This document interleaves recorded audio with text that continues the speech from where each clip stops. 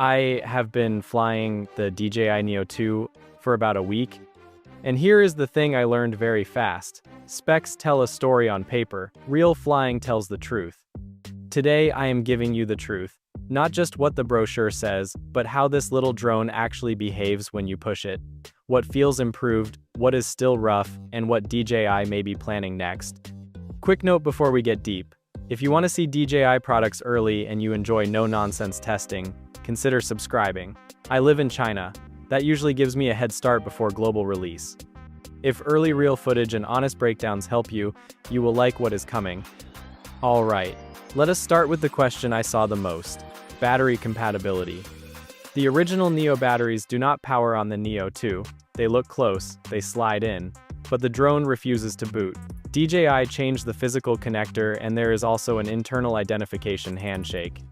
That is almost certainly for safety and power delivery. The new motors and the dual-axis gimbal need a steadier output. The side effect is very real. If you owned the first Neo and stocked up on batteries, you are starting from zero again. The good news is that these new packs are better behaved. In calm conditions, I kept landing around the 16 to 17 minute mark with a little reserve left. The official number is 19. Like always, real flying sits a little lower. They cool faster on the charger. Thermal spikes are smaller after aggressive climbs. It is not magic, it is simply a more mature pack and smarter power management. Now, control options. A lot of you asked if dedicated DJI remotes and goggles will work or if you are stuck with the phone. Here is the most accurate way to put it. The base drone flies fine over Wi-Fi with a phone. If you want long range and lower latency, DJI has a separate digital link module. When that is attached, the Neo 2 speaks the same language as the dedicated remotes and video goggles. In China, that combo already works. Outside China, feature availability can depend on local firmware and radio approvals. So if you import, some parts may need an update later. Let us talk design, because photos do not explain how this thing feels in the air. The Neo 2 is a little bigger and a little heavier than the first Neo. The weight sits around 151 grams versus roughly 135 on the original. On paper, that sounds like a downgrade. In the sky, it is the opposite. That extra mass gives the drone more authority in wind, transitions feel less twitchy, and the new propellers matter more than I expected. They have a gentler blade profile, so the tone is softer and there is less micro wobble on fast climbs. Side by side, you can hear and see the difference. There is a small screen facing forward on the body. When I first saw it, I thought, cute but unnecessary. After a week, I am sold. You see battery percentage without pulling out your phone. You confirm flight status at a glance. You flip tracking on faster than you can say it. In harsh sunlight, it remains visible. It is one of those tiny quality of life changes that quietly saves time on every flight. Now the part that surprised me most. The flight brain. DJI calls it smart flight intelligence. Marketing words are easy to ignore, but this time the behavior is different.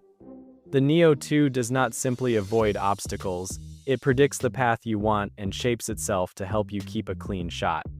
If you fly a coastal line 3 or 4 times, it starts compensating for predictable gusts at the same points. It trims the gimbal micro movements before your fingers do. It even learns how aggressive you like to accelerate out of corners and smooths that motion a touch. It still makes mistakes with harsh shadows and glass reflections, but it is the first sub-200-gram drone where I felt the flight code actively learning my rhythm. Those slim black bars beside the camera are forward vision sensors. The original Neo relied mainly on downward sensors for positioning. With the Neo 2, the front vision watches for poles, branches, and people, and it reacts in real time without chopping the clip. It is not full surround coverage, you still need awareness. But for fast urban lines and tree-lined paths, it is a meaningful safety net. Let us hit the part nobody loves. Accessory pricing. The new battery costs more. Prop guards cost more. The multi-charger costs more. What you get in return is stronger endurance, quicker cooldown, and quieter props. DJI also shifted to a modular strategy. Base drone with phone control keeps the entry price low. Add the digital link module if you want pro-grade control range and latency. That approach is smart for different budgets. It also means the best experience costs extra. I wish the battery carried over, but the power and connector changes make that unrealistic. Now, the global story. Why is the Neo 2 on shelves in China, scheduled for Europe soon, and still uncertain for the US? The short answer is regulation and certification. Drones that use advanced radio links and onboard processing have to pass region-specific rules. Europe is tracking toward mid-November availability. For the US, the path is less clear because of certification timing and the broader political climate around new DJI products. If you see US buyers flying one this month, they imported it. Some features can behave differently on non-local firmware until final approvals roll in. Enough logistics. How does it actually shoot? Stabilization is the headline. The dual-axis gimbal plus electronic stabilization is the cleanest I have seen at this size. High-angle push-ins over water went from usable to beautiful. Fast orbits stayed level even when gusts tried to kick the tail. The gimbal horizon still drifts a hair if you punch it through a sharp crosswind, but the recovery is quick and gentle. Color out of camera is the familiar DJI look. Slightly cool whites and a curve that protects highlights. If you like to grade, the footage holds up well if you expose for the bright side and lift the mids later. Tracking got smarter too. Human subjects are recognized faster and locked more confidently. Runners and cyclists did not trip it up. Busy backgrounds with repeating patterns still confuse it sometimes, but the reacquire speed is much better than last year. Gesture control is also smoother. I could launch, frame, and stop recording hands-free without false triggers.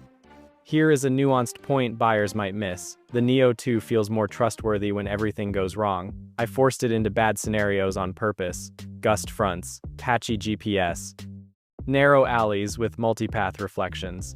The hold position routine is tighter. It does not pinball between corrections. It pauses, thinks, and then commits.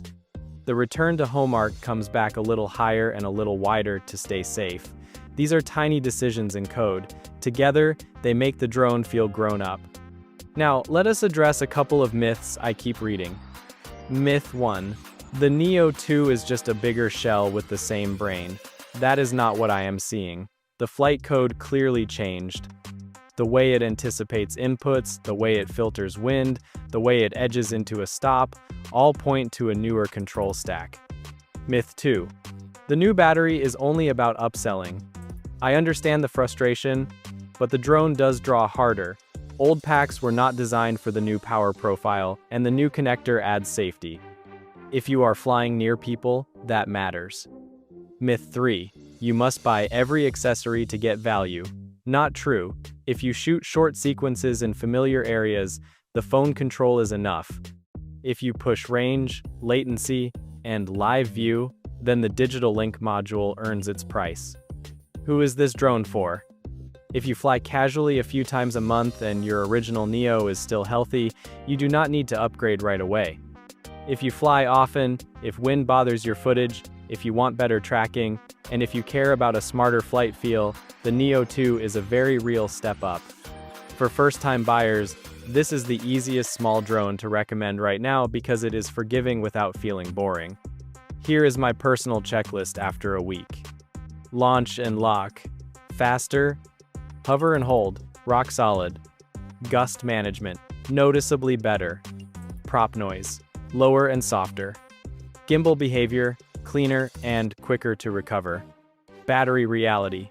16 to 17 minutes for me. Learning curve. Short. It feels like it wants you to win. Weak points. Battery carryover is gone. Accessory pricing stings. Forward vision is great, but not full surround, so you still need to fly responsibly. And yes, the global rollout is messy, which makes buying decisions tricky for people outside China. Even with those caveats, I am more excited about this drone than I expected to be. The Neo 2 is not just a small upgrade, it is a signal of where DJI wants compact drones to go. Lighter bodies that act heavier in the wind, smarter code that learns your style, safety features that help you focus on the story instead of the sticks. So, that is my verdict after a week. The DJI Neo 2 is the most confidence-inspiring mini drone I have flown. It is not perfect. It is progress that you can feel in your hands. If you want to see more early testing before global launch, tap subscribe so you do not miss the next round, and drop your questions below. If there is something you want tested the moment the EU or US units ship, I will put it on the list. Case closed, for now.